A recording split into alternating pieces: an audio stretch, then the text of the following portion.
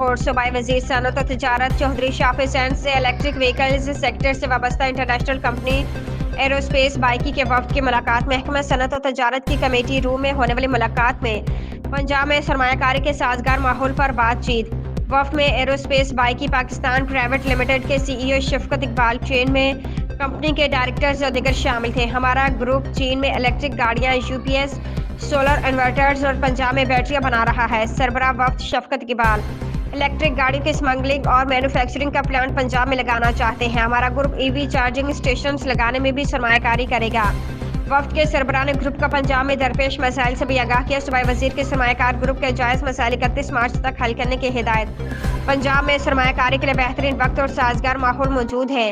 مقامی اور غیر ملکی سرمایہ کاروں کو بہترین سہولیات دی جا رہی ہیں۔ سرمایہ کاروں کا مسائل بزنس فیسیلیٹیشن سینٹرز میں ایک چھت تلے حل کیے جا رہے ہیں۔ چین کے متعدد کمپنیوں نے الیکٹرک وہیکل سیکٹر میں سرمایہ کاری پر آمادگی ظاہر کی ہے۔ ایروسپیس بائیکی گروپ پنجاب میں سرمایہ کاری بڑھائے ہر ممکن سہولت دیں گے۔ پنجاب حکومت کا فوکس الیکٹرک وہیکل سیکٹر کے فروغ پر ہے۔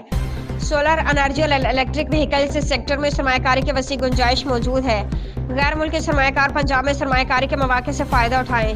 Chaudhry Shah Hussain, additional secretary commerce, director Punjab سرمایہ کاری بورڈ اور دیگر متعلقہ افسران بھی ملاقات میں موجود تھے۔